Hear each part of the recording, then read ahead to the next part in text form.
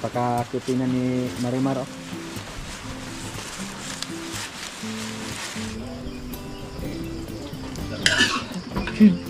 Mukhang maparehas tayo dito ngayon ah. Update po tayo sa ating mga ibon na pinakawalan. Wala nang laman, oh. Sa mga hindi po nakapanood sa una nating mga video, yung ibon natin na mga maliliit, yung zebra finch, pinakawalan natin. Yung mga finches natin. Kasi may nakawala po sa kanila, mga 4 siguro yon. Tapos para may mga kasama yung nasa labas, binuksan natin yung pili natin dito para makalabas sila. At hopefully na hindi sila mahuli ng tao at dumami sila dito sa ating paligid. At yung mga ibon na pumunta dito ngayon, yung mga maya, yung mga lokal na maya na nasa paligid natin, pumasok sila dito at hindi lang natin sila bulabugin, hayaan lang natin sila na pumunta dito para pag gusto lang kumain dyan may pagkain at saka pag gusto lang mag-itlog dyan sa paitlogan, hindi lang natin tanggalin yan. At maulan naman dito sa ating mga kaprobinsya, oh. Sana hindi lang lumakas ng husto. Sa mga nakarang video po natin, pumunta tayo dun sa bundok. May tininan tayo na kalabaw, yung mataba. Kasi natunugan po ni Brod na ibinta daw ng 60,000 yung kalabaw na yon. So hindi tayo nagdadalawang isip, umakyat agad tayo doon kasama yung mga grupo natin para makita yung kalabaw at bilhin sana namin. Pero nang dumating kami doon, nagbago yung isip sa mag-asawa. So hindi natin nabili. At update po sa ating mga baka dito mga kaprobinsya, oh. Yung lumalaga nating baka. Mula na nakastansya ni Pogoy, hindi naman siya naglandi ulit. Pero hindi po tayo sigurado hanggang hindi siya manganak. Hindi pa masyadong kung ano yung tiyan niya, hindi pa masyadong malaki. At sana po buntis na siya para hindi tayo lugi sa kanya, para makabawi tayo. Pero yung bili natin sa kanya mura lang, nasa 28,500 lang. At upgraded na siya. Siguro nasa mga 50% na siguro or 40. Basta hindi na siya pure na native. Yan, oh. Mula sa pagkasa sa kanya mga kaprobinsya, nasa mga 4 na buwan or 5. Yan po ang ating baka na dumalaga. At si Pakbones, andito rin. At napaka-cute tingnan mga kaprobinsya, oh. Yung baka natin na si Marimar, nilagay siya namin dito para hindi siya mabasa doon. Kawawa siya doon sa kabila. Yan. Ito po si Marimar. Napakabait ni Marimar mga kaprobinsya. Pwede natin sasakyan at hindi na siya maulanan dito. Ang nasa labas na mga baka natin ngayon, si Bitang, si Basya at yung isa nating pula na baka kasi pinastol na sila doon. At si Bitang andyan lang. Sinadya namin na ipasok yung mga baka natin na mga dumalaga para malaki yung area ni Bitang doon. Pwede natin siyang lipat-lipat. Pag maputik na yung area na pinagtalian niya, mailipat na natin sa iba, sa ibang area. So siya lang mag-isa doon at yung anak niya na si Marites.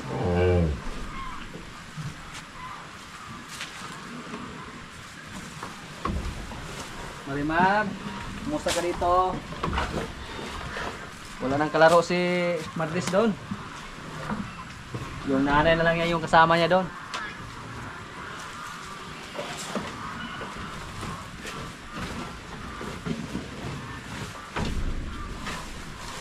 Isa natin yung pagkainan nila.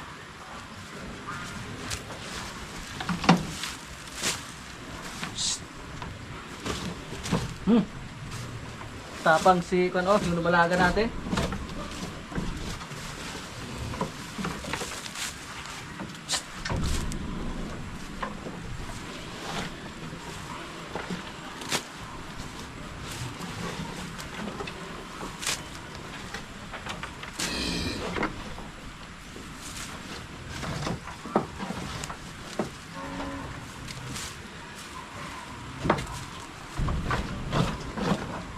Si Pakboss mga kaprobinsya, nung may pumunta dito na buyer ng baka, yung bumili sa ating baka na Holstein, si Kabang. Gusto ko sana ibenta si Pakboss pero medyo nagdalawang isip pa tayo. At okay pa naman kasi isang baka pa naman yung nanganak, si Bitang. So tsaka na tayo magbenta pag manganak na yung iba nating baka. Kasi sa ngayon, may 3 tayong baka na nakastahan. Yung dumalaga natin at yung pula at si Basya. At pag manganak sila, kailangan na po natin magbinta kasi wala na tayong mapaglagyan. So sa ngayon, puno na yung ating mga kulungan dito. Andito na yung dumalaga, si Pacbones, si Marimar, yung isa natin dumalaga na galing sa Dawis, at yung si Kongkong at si Doldol. Yung galing sa Dawis mga kaprobinsya, hanggang ngayon hindi pa rin naglandi. Naghintay pa tayo. Pati yung mga baka natin na galing sa Batangas, hindi pa naglandi. At may nag-comment po na yung mga baka na hybrid nasa 4 hanggang 5 taon bago maglandi. Hintayin lang natin yan. Napakatagal lang.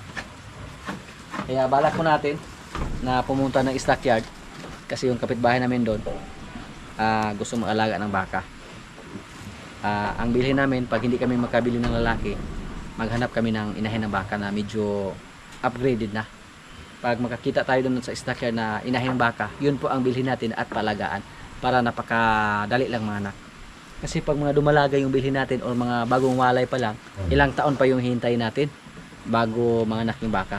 At ang sabi po sa ating kapitbahay na gusto mag-alaga ng baka, pwede daw para fattening or pwede din paanak ang sistema. So, subukan lang natin na pumunta ng stockyard para maghanap ng baka doon na may makita tayo na inahin yung bilhin natin. Depende lang kung ano ang available doon sa stockyard. Pati ako nga mga kaprobinsya, palagi akong tumitingin sa mga post sa FB. Kasi pag may makita tayo na medyo mura lang na Brahma na inahin na baka, pwede nating bilhin. Basta hindi pa masyadong matanda.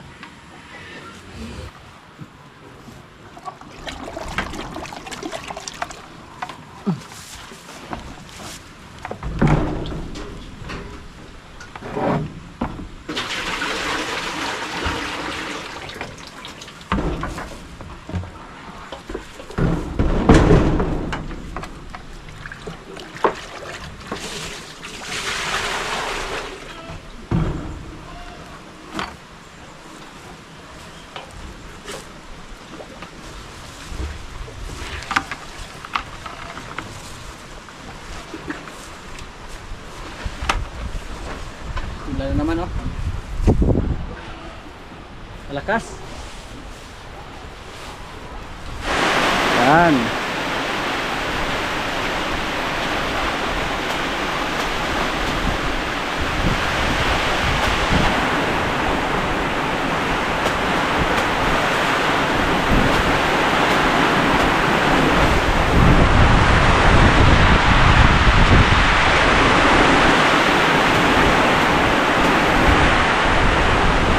Ubos na yung kay Pacbones oh. Huwag kang magtapak-tapakan Pacbones. Magkatabi po si Marimar at si Pacbones, ang kanyang manoy. Manoy Pacbones. Yan. Ubusin mo yun ha.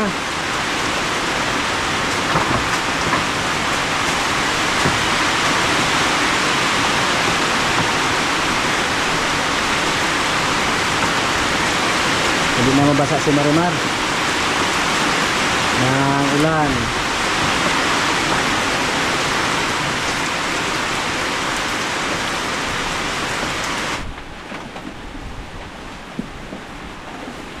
Si Marimar hindi pa nakaubos. May bago sa dito sa kulungan.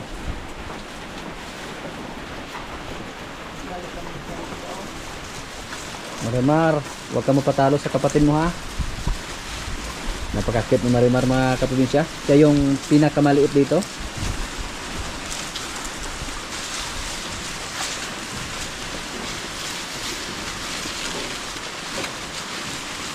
Hindi na siya mabasa si Marimar.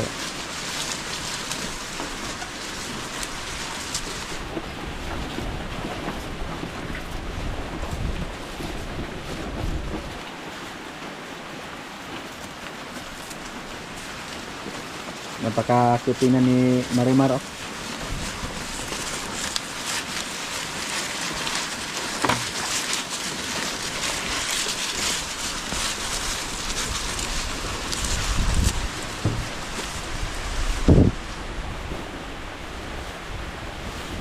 Hindi ako nakatiis, pumasok ako dito. Na miss ko si Marimar na himasimasin. tingnan natin kung hindi mo niya malampasan si Pacbone sa laki. Pero babae po ito. Matagal lumaki yung babae mga kaprobinsya compare sa lalaki. Pero si Marimar, medyo upgraded lang yung tatay niya. Si Pugi.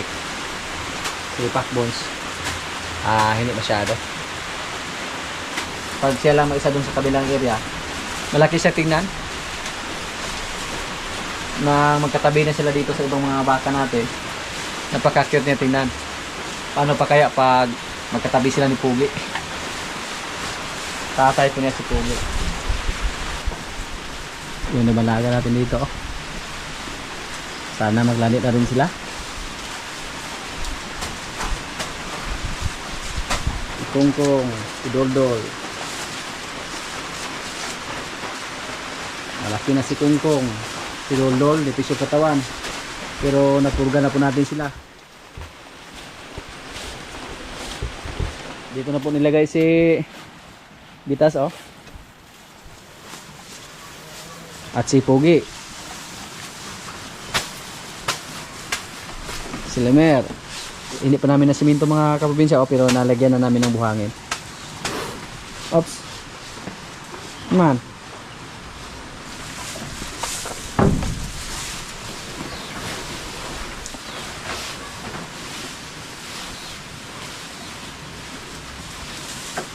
Malaki na yung kwarto ni Bitas dito.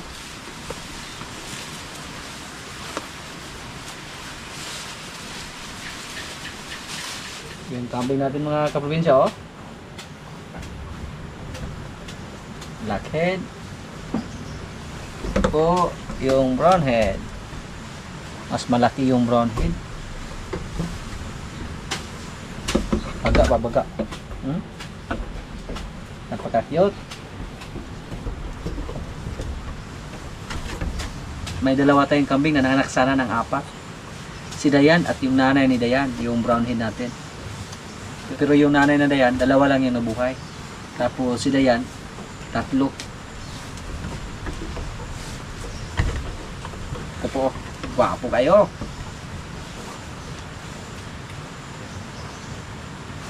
Napaka-cute mga kaprobinsya.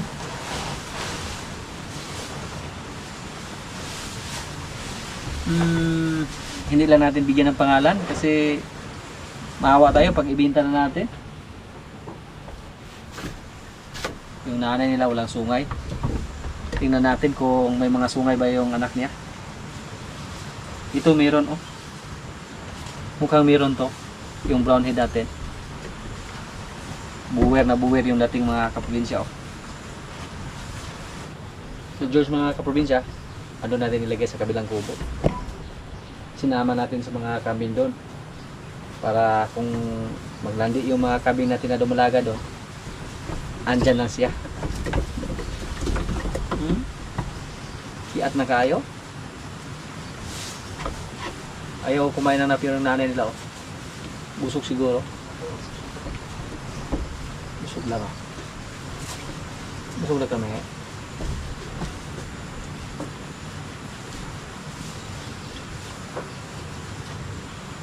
Puro lalaki yung anak niya. Nakakaaliw lang. Oh, tingnan niyo po. Pag marami tayong kambing tapos ganito, napakaganda tingnan. Kahit ganito lang yung mga kulay. Oh, ay, iwarang diyan, mura pagkaga. Wala lang ba kayo kuan? Panty.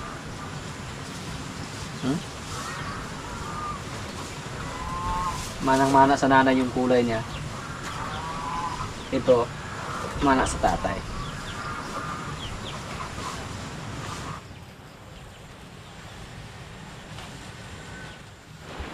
Yung mga baboy natin dito mga kaprobinsya, minsan po parang nabahala po tayo kasi may nabasa po tayo sa FB na may ISF naman yung ibang probinsya dito sa atin, pero malayo lang naman dito sa atin sa Negros, at sana naman hindi makapasok ulit dito sa ating probinsya. Napakahirap pag pumasok naman yan yung ganyang sakit dito sa ating probinsya. Bumaba yung presyo ng baboy, except na bumaba pag natamaan yung lugar natin, delikado pa yung mga alaga natin. Hindi pa halata na buntis yung mga alaga natin dito. Mukhang pagtingnan natin, napakaliit pa sa porsyento. Ang basihan lang namin dito, mula sa pag-iay natin, hindi po sila naglandi. Yung dalawa natin dumalaga. Napakaganda sana mga kaprobinsya pag swertihin tayo sa ating baboy ngayon dito. Pag mabuntis sila lahat. Ngayon po ay July. Yung isa dito, manganak siya by katapusan ng August. Para papalapit yung December ba, pag sila ay manganak. At alam naman natin sa mga panahon na yon, basta December, magsitaasan yung mga presyo ng mga baboy at iba pang mga bilihin. At ito naman, mukhang halata naman na buntis siya. Malaki yung tiyan niya. Pero napapansin ko sa kanya mga kaprobinsya, hindi siya tumaba ng gusto. Hindi katulad nung una. Pero hindi po natin sila pinakain ng marami. Pero i-adjust na natin yung pagkain niya pag umabot na sa mga 90 days or 100 days yung pagbubuntis niya. Damihan natin ng konti. At yung barako natin, malaki na oh. Yan, malaki na. Hindi lang natin pinataba ng gusto. Tama lang yung ganyang katawan na hindi naman siya payat, hindi naman siya sobrang taba. Tama lang ito. At yung isa dito na dalawang beses natin pinakastahan, dalawang beses natin pinaiay, sana buntis na rin siya. Yan. Oh. Parang kailan lang tayo pabalik-balik dito, patingin-tingin sa kanila kung nabuntis ba sila o hindi. Pero pag tingnan natin yung tiyan niya, ito po yung mukhang 80% kami dito mga kaprobinsya, base po sa aming tingin sa kanya na buntis 80% siguro. Or gawin natin 90% kasi malaki na. Nung iniay natin yung ating baboy, parang kinabahan tayo. Kasi first time pa natin na mag-iay ng baboy. Wala tayong kalam-alam kung paano mag-iay. Ang ginawa lang natin, nag-search lang tayo sa YouTube. Marami namang tutorial dyan kung paano mag-iay, artificial insemination. Dati din, wala din tayong kalam-alam kung paano magbakuna ng baka. Minsan nga natakot pa tayo kasi pag masipa tayo ng baka, delikado tayo. Pero dahil dito sa ating area, wala tayong ibang maasahan, ako lang. At malayo tayo sa vet, malayo tayo sa DA. Kaya nagkaroon tayo ng lakas ng loob para yung mga trabaho ng mga veterinaryo na pwedeng tayo lang mismo, so ginawa natin yung pagbakuna ng baka. At ngayon mukhang medyo malakas na yung loob natin pag magbakuna tayo ng baka or kalabaw. Yan po. Pero dati takot tayo kung paano magbakuna ng baka kasi mahirap yun, malaking baka. Dati wala tayong kulungan, dun sa may sapa pa natin binukunahan si Pugi. Ini-imagine ko lang kung ano yung ginawa sa ating kaibigan dun sa iyong dati na may baka tayo.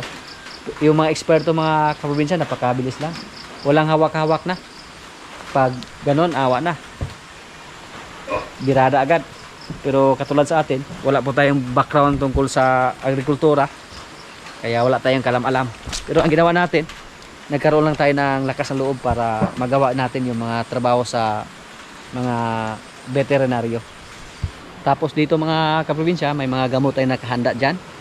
Gamot para sa kambing, pangpurga, vitamins meron tayo dyan. Kaya nung nanganak yung isa nating kambing doon, yung nanganak ng 4, yung nanay ni Dayan, medyo hinang-hina siya, hindi kumakain.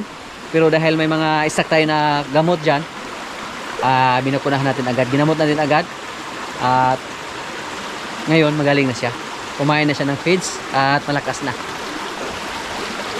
At si Jojo, tinuruan ko din kung paano magpakuna para pag wala tayo dito, tapos may mga diferensya yung mga kambing natin, mga alaga natin, siya lang yung magturo.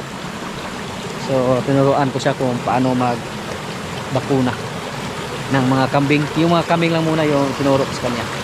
Kasunod, yung mga baka na naman. At yung mga kasama natin dito, may tinrabaho sila, may nilinisan sila para pang ulam namin mamayang gabi.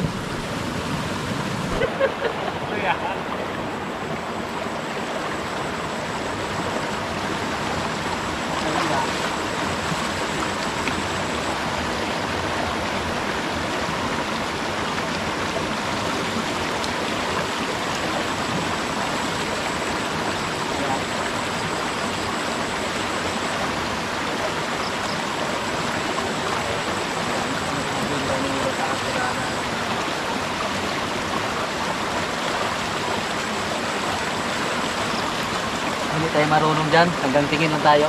At saka kain ba?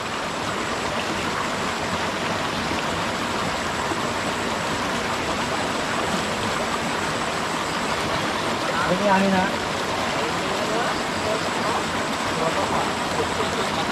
Ato yung sa pumanda? Pangagne? Oo. Ano ba kita mo ano? Breathing mo ne? Oo. Butan lang, nawala na yung ulan. Basa na tayo ng kunti oh. Sa ulan kanina. Ano yung yapin na ba kung halo? Ito yung vlog so?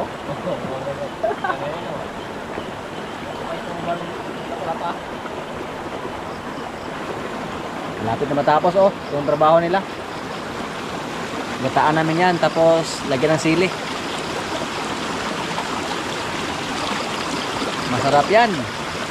Pero pasintabi lang po sa mga hindi kumakain ng ganyan. Pero sa mga nakatikim dyan, masarap. Masarap para pangpulutan. May mga manok na sumampa sa kahoy mga kaprobinsya oh.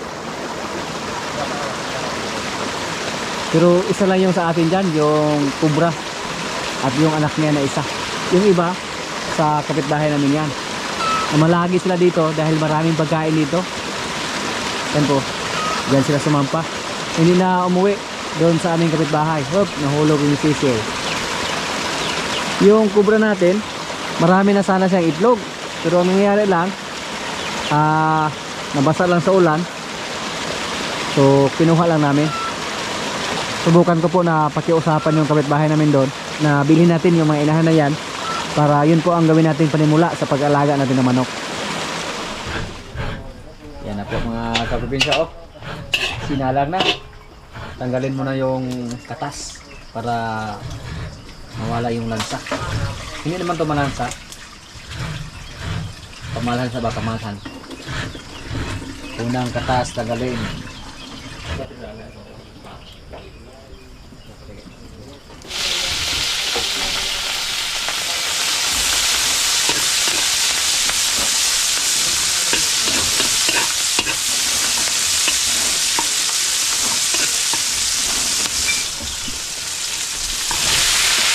Yan ang ulam namin.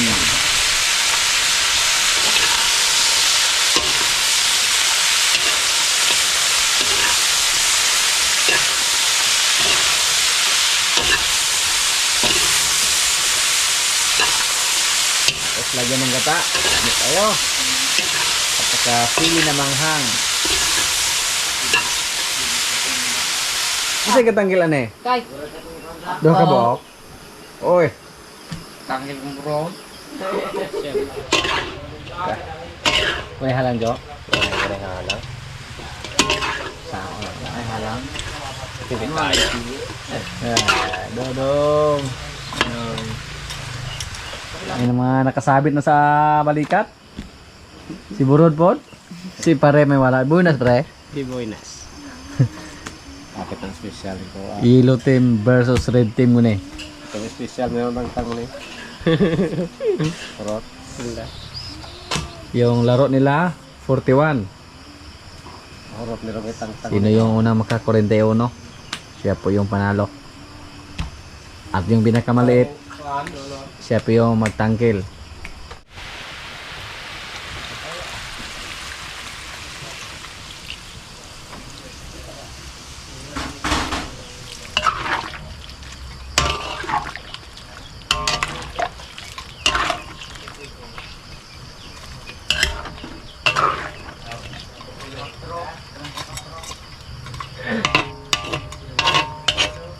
Luto na. Ready na ka dong? Hindi na pagkita ko naman. Kiniharap bigatang-atang dong. Gana, ganyan yung natatang rin na ano. Labi yung mga kayo mas hindi jo god. Lami Hindi na. lang ang sa Jot. Dito na dyan. Uli halang dong, uli halang. Wala. Nga hauno na. Tauno na eh. Wala pero naigit pa. Mugo sa ilong na. Lami kayo.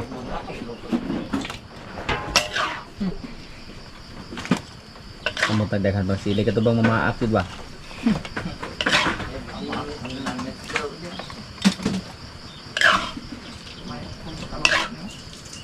Kahit wala mahilaw do. Ayun pagkaluto, wala din mahilaw.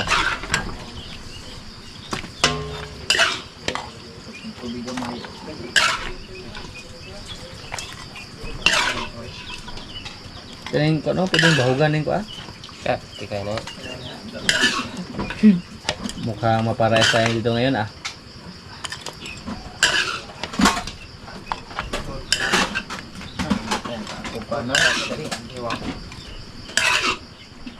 Mga kaprobinsya, kailan na po? Yan po ang aming ulam ngayon. Lord, maraming salamat sa pagkain. So, kailan na? Dodong! Manoy. Sa pagkawan mo maughay. Wala halang do? No, ha. Alam mo na. Kamay lang ko ng kulang. Hindi, sige mo. Kau ko na bro. Makamubok, Kau? Okay. Makamubok, makokay na kagulang naman ko. Kung nagkataas mo kayo, nagkabatan ang mundo. Sili daw, ang silo na ko. Sili ko daw. Kaya siguro, sige. Masunod ako.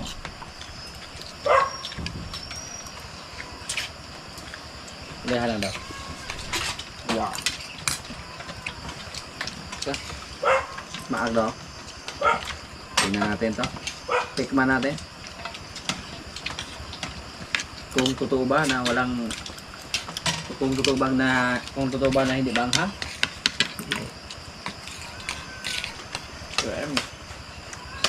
Lagi na ng jack mo na eh. Hello.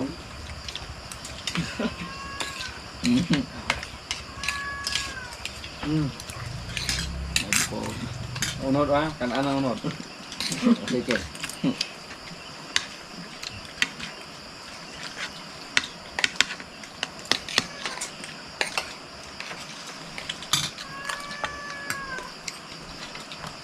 Pag di halanjo kay wak man ng tubig. Yung unang kumuha ng tubig, yun po ang talo. Muna'y mahugas. Yung kagutag yung pag-alag mo nga. Sampung-sampung nga lagi ako. Hadlok mo guys.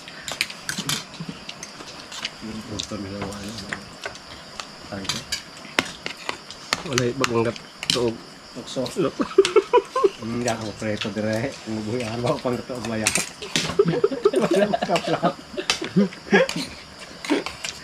Isay na pala. Preto. Wala mo kitang parliwan to. Naroon.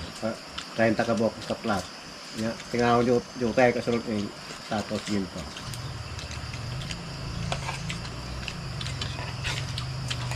Tubig lewat na dito niya. Sarap sa kaya. Tugnaw. Anong lugar? Rit lago sila katugnaw. Kaya ang kasagaran na ikuha dito, 1 rupiah. Pinas tubig. Kani, ay di man gini makuha kayo kay talaga sa mga gitugas tanan. Enggak, kemudian itu pe.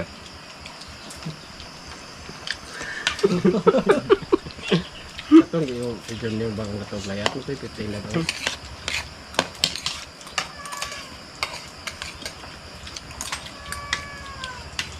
Udah beli to. Pero, wala ba dito pa? Murag na ara na kay at tubod wala raman ma daw kay bagyong date. Dagma.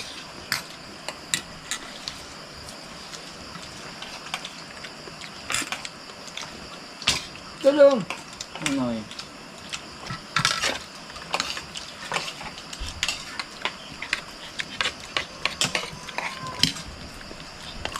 Sige pa. Pagi kwando. Wala pagi ipag tubig kaya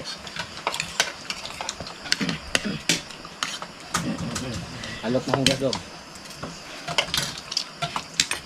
Iya saya mau kalian dulu. Oke.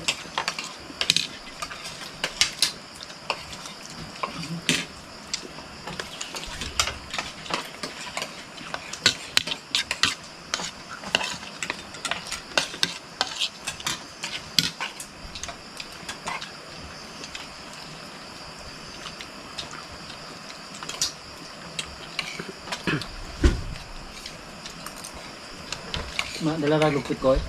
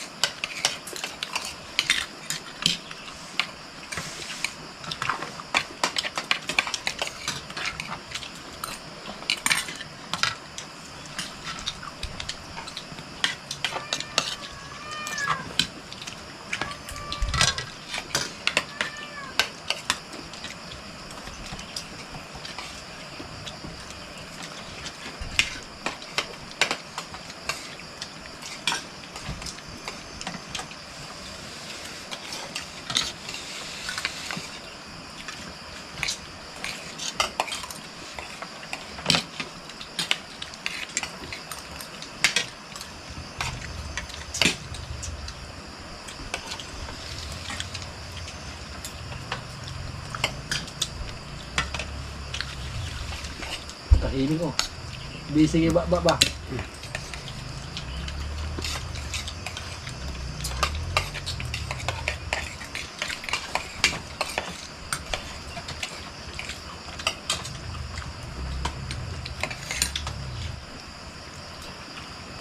Kalimot dudong oh.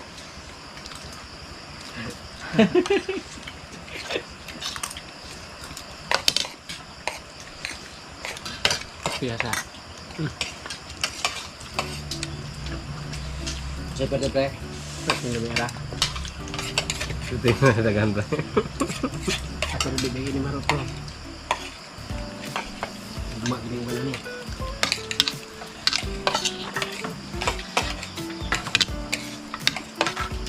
Kau bukan enggak may pre. May pre ya. Pre ya. Ini turut anu. May lang kamay.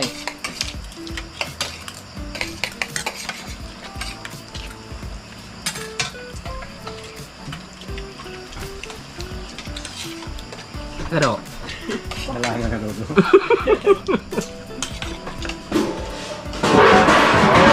Napaka-isog pa yun. Kaisog pa jod.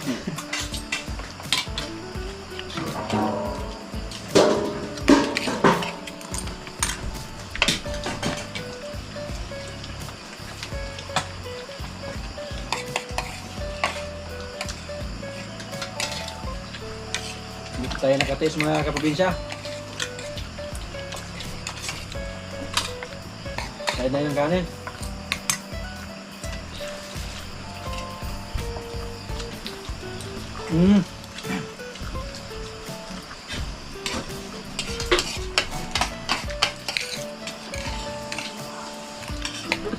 Ay, gilak do. Ang sarap. Imingaw siya.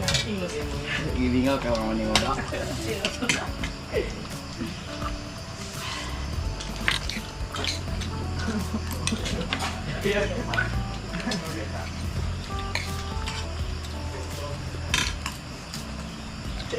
Walang iyak ha? Chicken too.